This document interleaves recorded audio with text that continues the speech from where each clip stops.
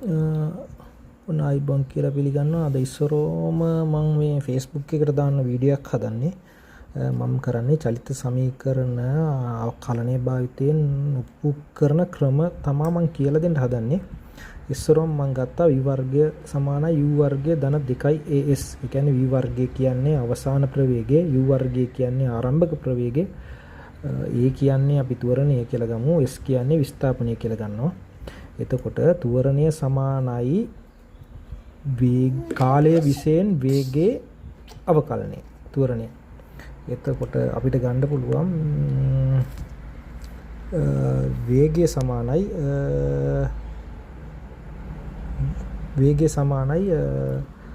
කාලය විශේෂයෙන් අවකලනය. වේගය සමානයි දුර කාලය විශේෂයෙන් අවකලනය.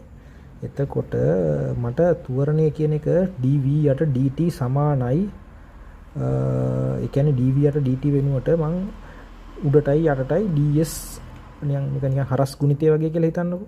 හරස් ගුණිතය වගේ එකම නෙවෙයි වුණාට මේක ඔප්පු කරලා ගන්න ඕන. මේක dv යට ds සමානයි dv යට dt සමානයි dv යට ds ගුණ කිරීම ds යට dt කියලා දානවා.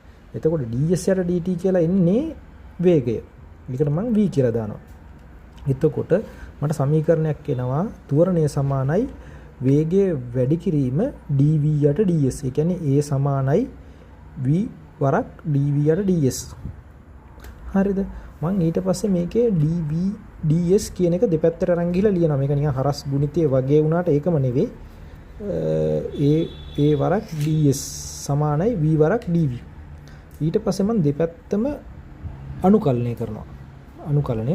එතකොට අනුකලනය කරන්නේ සීමාව මේ පැත්ත a වරක් ds. ඒ කියන්නේ විස්ථාපනයේ සීමාව බිඳුවේ ඉඳන් s දක්වා. මේ පැත්තේ වේගයේ සීමාව ආරම්භක ප්‍රවේගයේ ඉඳන් අවසාන ප්‍රවේගය දක්වා. v වරක් dv. එතකොට විස්ථාපනය ගත්තාම අපිට සීමාව දාපුවාම s ට බිඳුවේ ඉඳන් s දක්වා. එතකොට v ට අපි සීමාව දාපුවාම v u වල ඉඳන් v දක්වා. එතකොට ඒක ආදේශ කරපුවාම අපිට හම් වෙනවා මෙන්න මේ විදියට a වරක් s ඍණ බිඳුව සමානයි භාගයේ වරක් v වර්ගය ඍණ u වර්ගය. එතකොට අවසාන සමීකරණය මෙන්න මේ විදියට අපිට හම් වෙනවා v වර්ගය සමානයි ඒක මේ v වර්ගය උක්ත කරාම u වර්ගය ධන 2 as කියලා.